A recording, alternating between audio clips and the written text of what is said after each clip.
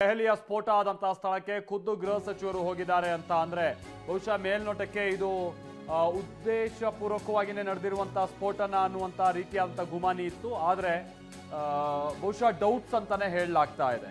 ಆಕಸ್ಮಿಕವಾಗಿ traffic signal ನಲ್ಲಿ ಸ್ಫೋಟ ಆಗಿರುವಂತಹ ಸಾಧ್ಯತೆ ಇದೆ.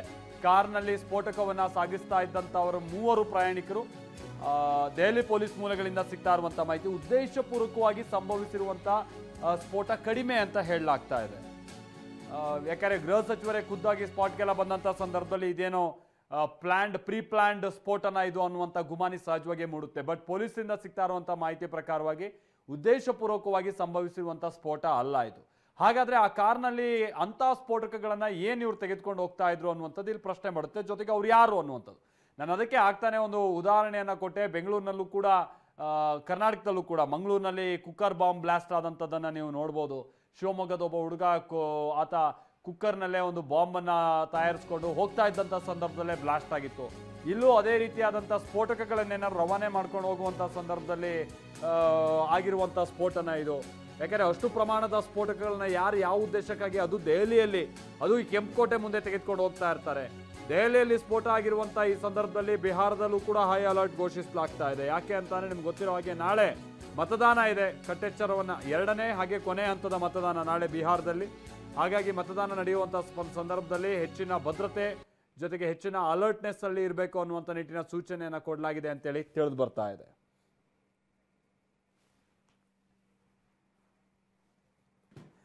ಮಹೇಶ್ ನಮ್ಗೆ ಇದಕ್ಕೆ ಸಂಬಂಧಪಟ್ಟಾಗ ಮತ್ತಷ್ಟು ಡೀಟೇಲ್ಸ್ ಅನ್ನ ಕೊಡ್ತಾರೆ. ನಮ್ಮ ಜೊತೆಗೆ ನೇರ ಸಂಪರ್ಕದಲ್ಲಿ ಜಾಯಿನ್ ಆಗ್ತಾ ಇದ್ದಾರೆ. ಮಹೇಶ್, ಅಂದ್ರೆ ಇದು ಉದ್ದೇಶಪೂರ್ವಕವಾಗಿ ಆಗಿರುವಂತ ಸ್ಫೋಟ ಅಲ್ಲ ಅಂತ ಹೇಳಲಾಗ್ತಾ ಇದ್ರು ಕೂಡ ಅಷ್ಟೊಂದು ಪ್ರಮಾಣದ ಸ್ಫೋಟಕಗಳು ಹಾಗಾದ್ರೆ ಆ ಕಾರ್ನಲ್ಲಿ ಇಟ್ಕೊಂಡು ಹೋಗ್ತಾ ಇದ್ದಂಥವ್ರು ಯಾರು, ಯಾವ ಕಾರಣಕ್ಕಾಗಿ, ಆ ಸ್ಫೋಟಕಗಳು ಏನು ಅನ್ನುವಂಥದ್ದು ಸಹಜವಾಗಿ ಗುಮಾನಿ ಬರುತ್ತೆ. ಈಗ ಏನ್ ಡೀಟೇಲ್ಸ್ ಗೊತ್ತಾಗ್ತಾ ಇರುವಂಥದ್ದು ಅಪ್ಡೇಟ್ಸ್ ಮಹೇಶ್? ಮಲ್ತೇಶ್, ಖಂಡಿತ ದೆಹಲಿಯಲ್ಲಿ ಕಾರ್ ಸ್ಫೋಟಕ್ಕೆ ಸಂಬಂಧಪಟ್ಟಂತೆ ಮತ್ತಷ್ಟು ಒಂದು ತನಿಖೆ ತೀವ್ರಗತಿ ಆಗಿರುವಂಥದ್ದು ಪ್ರಮುಖವಾಗಿ ನಾವು ಸ್ಥಳದಲ್ಲಿ ನೋಡಬಹುದಾಗಿದೆ. ಈಗಾಗಲೇ ಏನು ಸಂಜೆಯಿಂದ ಕೂಡ ಸಾಕಷ್ಟು ಒಂದು ತನಿಖೆ ಮಾಡ್ತಾ ಇದ್ದಾರೆ. ಸದ್ಯ ಮೇಲ್ನೋಟವಾಗಿ ವಿಚಾರ ಏನು ಕಾಣ್ತಾ ಇದೆ ಅಂತ ಹೇಳಿದ್ರೆ ಇದು ಉದ್ದೇಶಪೂರ್ವಕವಾಗಿ ಸ್ಫೋಟ ನಡೆದಿರೋ ಸಾಧ್ಯತೆ ಕಡಿಮೆ ಅನ್ನೋದು ಕೂಡ ಗೊತ್ತಾಗ್ತಾ ಇರುವಂಥದ್ದು. ಈಗ ದೆಹಲಿ ಪೊಲೀಸರ ಪ್ರಕಾರ ಸ್ಫೋಟಕಗಳನ್ನ ದೊಡ್ಡ ಸ್ಫೋಟಕ್ಕಾಗಿ ಸಾಗಿಸಲಾಗುತ್ತೆ ಅನ್ನೋದು ಕೂಡ ಗೊತ್ತಾಗ್ತಾ ಇದೆ. ಅಂದರೆ ಒಂದು ಕಡೆಯಿಂದ ಸುರಕ್ಷಿತ ಸ್ಥಳದಲ್ಲಿ ಇಡೋದಕ್ಕೂ ಕೂಡ ಸಂಗ್ರಹ ಮಾಡೋದಕ್ಕೂ ಕೂಡ ಸಾಧ್ಯತೆ ಇರುವಂಥದ್ದು. ಈ ಹಿನ್ನೆಲೆಯಲ್ಲಿ ಈ ಒಂದು ಸ್ಥಳ ಏನಿದೆ ಇಲ್ಲಿಗೆ ಬಂದಂಥ ವೇಳೆ ಹೆಚ್ಚಾಗಿ ಒಂದು ಟ್ರಾಫಿಕ್ ಇದ್ದಂಥ ಹಿನ್ನೆಲೆಯಲ್ಲಿ ಅದು ಏನೋ ಒಂದು ಶೇಕ್ ಆದಂಥ ಸಂದರ್ಭದಲ್ಲಿ ಅದು ಏನೋ ಒಂದು ಬ್ಲಾಸ್ಟ್ ಆಗಿರುವಂಥ ಸಾಧ್ಯತೆ ಕೂಡ ಇರುವಂಥದ್ದು ಕೂಡ ಅನ್ನೋದು ಆ ಮೇಲ್ನೋಟಕ್ಕೆ ಗೊತ್ತಾಗ್ತಾ ಇದೆ. ಮತ್ತೊಂದು ಕಡೆ ಆ ಒಂದು ಕಾರ್ ಏನಿದೆ ನಾವು ದೃಶ್ಯದಲ್ಲಿ ನೋಡಬಹುದಾಗಿದೆ. ಯಾವ ರೀತಿ ಒಂದು ಬ್ಲಾಸ್ಟ್ ಆದಂಥ ಸಂದರ್ಭದಲ್ಲಿ ಏನು ಆ ಒಂದು ಚಿತ್ರಣ ನೋಡೋದಾದ್ರೆ ಅದರ ಪರಿಣಾಮ ಯಾವ ರೀತಿ ಅನ್ನೋದಾದ್ರೆ ಮುಂಭಾಗ ಮತ್ತು ಹಿಂಭಾಗ ಸಾಕಷ್ಟು ಜಖಮಾಗಿರುವಂಥದ್ದು. ಆ ಬಂಪರ್ ಸೇರಿದಂತೆ ಇಂಜಿನ್ ಸೇರಿದಂತೆ ಎಲ್ಲ ಅಂದರೆ ಬ್ಲಾಸ್ಟ್ ಆದಂಥ ಸಂದರ್ಭದಲ್ಲಿ ಆ ಸ್ಫೋಟಕ ಸಾಗಿಸಿದಂಥ ಕಾರ್ನಲ್ಲಿದ್ದಂಥ 3 ಪ್ರಯಾಣಿಕರು ಕೂಡ ಈ ಒಂದು ಅಂದರೆ ಅದರಲ್ಲಿದ್ದಂಥವ್ರು ಕೂಡ ಸಾವನ್ನಪ್ಪಿದ್ದಾರೆ ಅನ್ನೋದು ಕೂಡ ಗೊತ್ತಾಗ್ತಾ ಇದೆ. ಸದ್ಯದ ಮಾಹಿತಿ ಪ್ರಕಾರ ಇದು ಮೇಲ್ನೋಟಕ್ಕೆ ಏನು ಒಂದು ಸ್ಫೋಟಕಗಳಿಂದ ನಡೆದಿರಬಹುದು ಅನ್ನೋ ಶಂಕೆ ಕೂಡ ಇರುವಂಥದ್ದು. ಅಂದರೆ ಇದರ ಆದರೂ ಕೂಡ ಪೊಲೀಸರು ಆ ಉಗ್ರರ ಕೈವಾಡ ಏನಾದರೂ ಇದೆಯಾ, ಇಲ್ಲಿ ಹೇಳಿ ಕೇಳಿ ಸಾಕಷ್ಟು ಒಂದು ಸಾವಿರಾರು ಜನರು ಓಡಾಡ್ತಾ ಇರ್ತಾರೆ.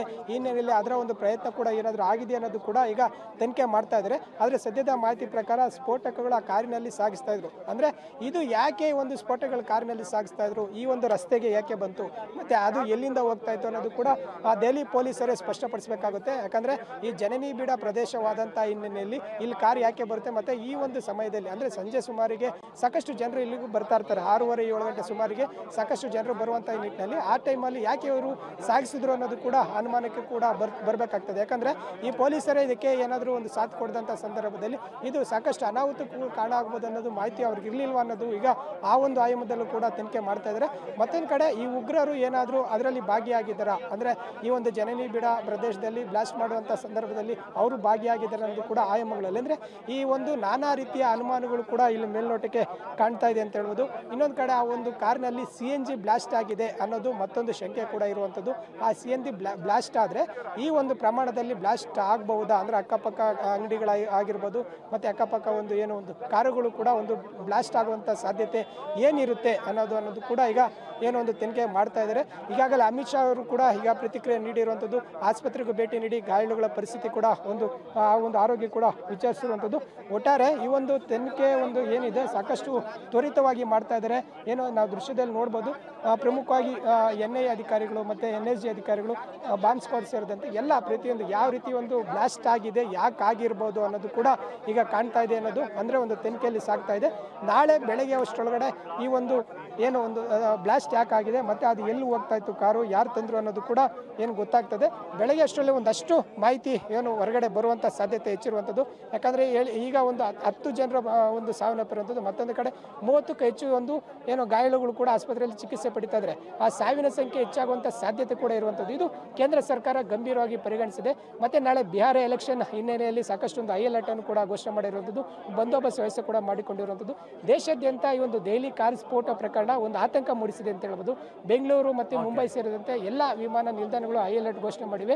ಏನಾದರೂ ಅನಾಹುತ ಆಗ್ಬೋದು ಅನ್ನೋದು ಕೂಡ ಈಗ ಮೇಲ್ನೋಟಕ್ಕೆ ಶಂಕೆ ಇರುವಂಥ ಹಿನ್ನೆಲೆಯಲ್ಲಿ, ಯಾಕಂದರೆ ಬೆಳಗ್ಗೆ ಕೂಡ ಒಂದಷ್ಟು ಶಂಕಿತರು 4 ಶಂಕಿತರನ್ನ ಅರೆಸ್ಟ್ ಮಾಡಿ ಸ್ಫೋಟಗಳನ್ನ ವಶಪಡಿಸಿಕೊಂಡಿದ್ರು.